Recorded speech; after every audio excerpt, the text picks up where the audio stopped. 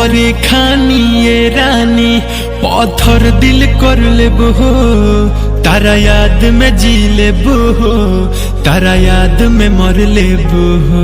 दिलवा के जख्म कसहू हम रो रो के भर लेबो हो, तारा याद में जी लेबो हो, तारा याद में मर लेबो हो।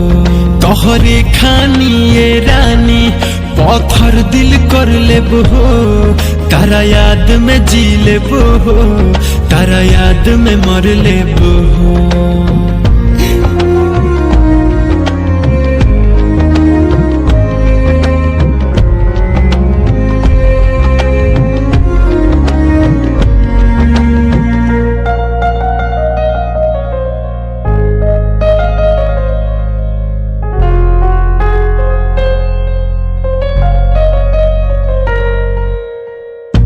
ए बेवफा सारा तुरलू कहसम के भैनी पुराना यही से छोड़ता रू हमके।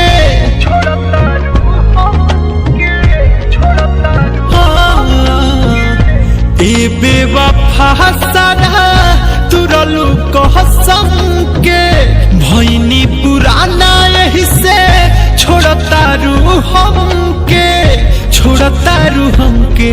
कसहू ए सनम दुखावा के अब सही कहर लेबो हो, तारा याद में जी लेबो हो, तारा याद में मर लेबो हो।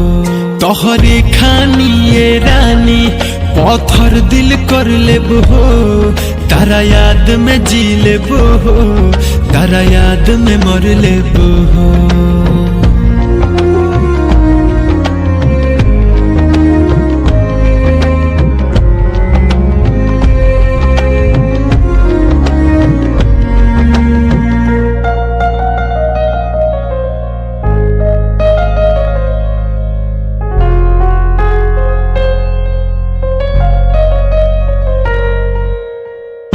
काहे दीपकवा के प्यार ठुकराइलू, राइटर से सनथ कहे ठीक न कइलू।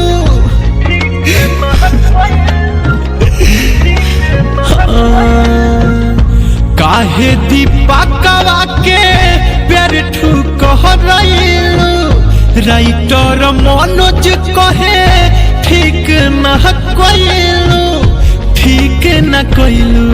अब केहू से दिल न लगाएम हम लिख के धर लेबो हो, तारा याद में जी लेबो हो, तारा याद में मर लेबो हो। तोहरे खानी ये रानी पत्थर दिल कर लेबो हो, तारा याद में जी लेबो हो, तारा याद